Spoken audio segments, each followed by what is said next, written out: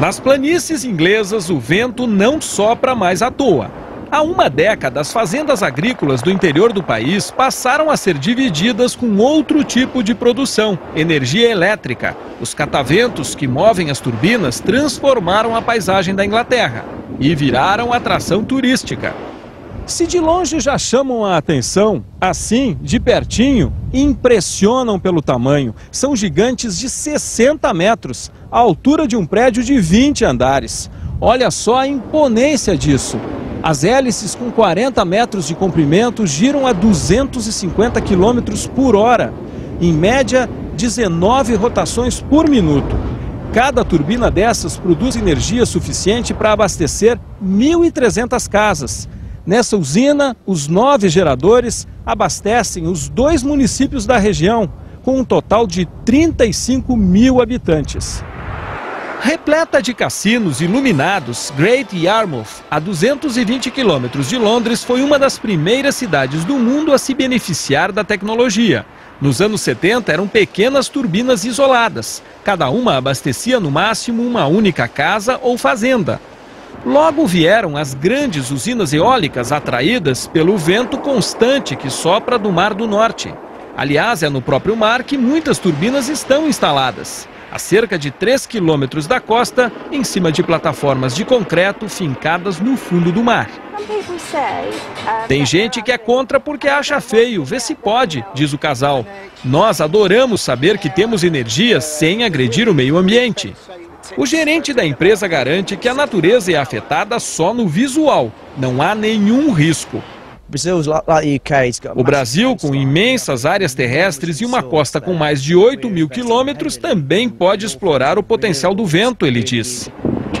O maior empecilho, por enquanto, ainda é o custo. Na Grã-Bretanha, cada turbina sai pelo equivalente a 8 milhões de reais, mas o retorno, segundo os empresários, é garantido. Em até 6 anos, o investimento se paga. Atualmente, em solo e em águas britânicas, há 2.100 turbinas eólicas responsáveis pelo abastecimento de 2 milhões de famílias, 4% da população. Dentro de 20 anos, deverão ser 8 mil turbinas, cada uma com o triplo de potência. Então, todas as residências do país serão abastecidas com energia produzida pelo vento. Esses cataventos enormes também já existem aqui no litoral do Brasil, principalmente no Nordeste. Mas a produção de eletricidade a partir do vento ainda é muito pequena. Veja por que na reportagem de Alessandro Torres. O Ceará é o estado com maior quantidade de geradores de energia eólica.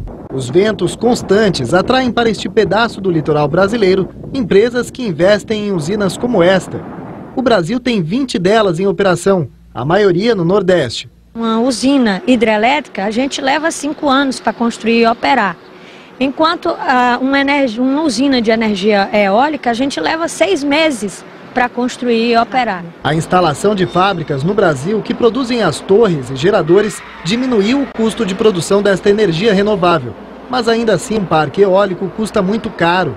O complexo hidrelétrico em construção no Rio Madeira, em Rondônia, vai custar 20 bilhões de reais e gerar 30 milhões de megawatts-hora. Essa energia, produzida em um ano, seria suficiente para abastecer o Brasil inteiro por um mês. Para gerar a mesma quantidade de energia eólica, seriam necessárias de 3 a 4 mil turbinas, a um custo mínimo de 30 bilhões de reais. No Brasil, os cataventos geram menos de 2% do total da matriz elétrica. O governo federal quer dobrar essa participação em 20 anos. Falta muito pouco para que essa energia seja competitiva com outras fontes. A energia produzida pelos geradores é distribuída para as concessionárias e usada como um reforço no abastecimento. Aqui no Ceará, por exemplo, 3% da energia elétrica consumida tem origem no vento. Este engenheiro acredita que é uma quantidade pequena, perto do potencial de exploração do vento. Todo o Nordeste poderia ser abastecido e mais um pouco ainda para outras regiões. Acredito que a gente poderia chegar a um valor de pelo menos 10% da matriz elétrica brasileira de energia eólica.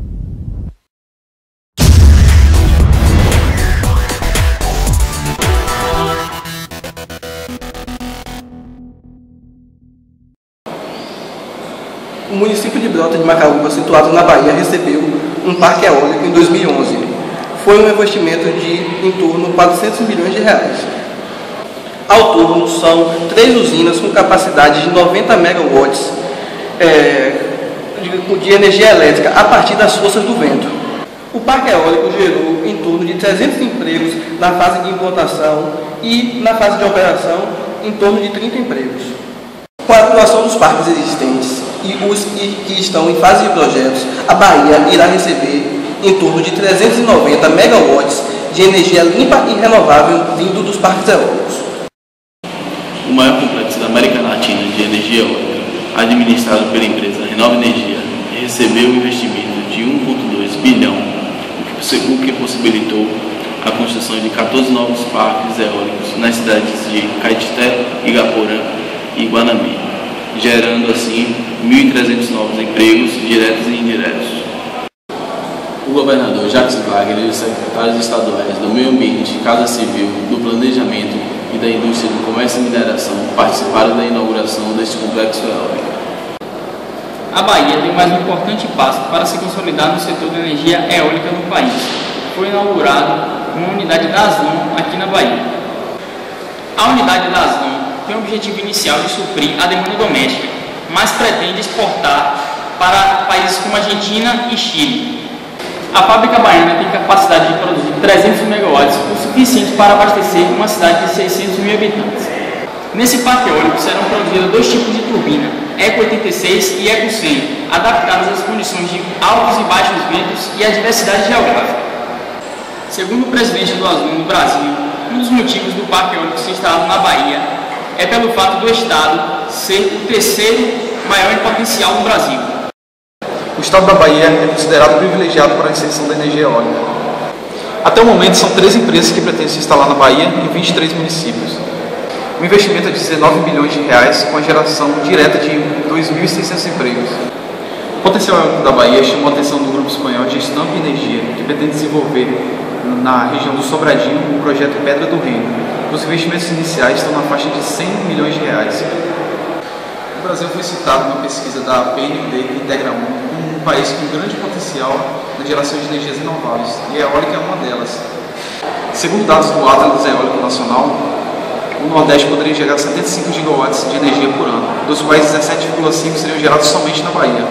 Essa quantidade de energia é equivalente à quantidade gerada em Itaipu e na usina do Rio Madeira. A empresa francesa Alstom inicia a produção de aerogeradores no polo industrial de Camaçari, região metropolitana de Salvador. A empresa é a segunda a produzir maquinário para transformar vento em energia. E a Torre Brás quer ser a primeira do estado a produzir torres para a produção de energia eólica. Além delas, a americana GE Energia já assinou um protocolo de intenção com o governo do estado para produzir aerogeradores.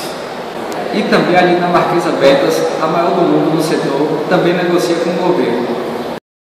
Quando o assunto é geração de energia, existe uma simpatia natural quando se trata de uma matriz renovável, sem emissão de carbono e com baixo impacto ambiental. Com esses atributos, em geral, a energia eólica tem um apoio de conservadoristas, a não ser que interfiram com o ambiente no entorno, o que pode ser um caso dos projetos localizados na região conhecida como Boqueirão da Onça e o Parque Estadual de Morro do Chapéu, próximo a Chapada Diamantina. Nos dois, os equipamentos estão perigosamente próximos às áreas de proteção. A proximidade se deu a razões técnicas.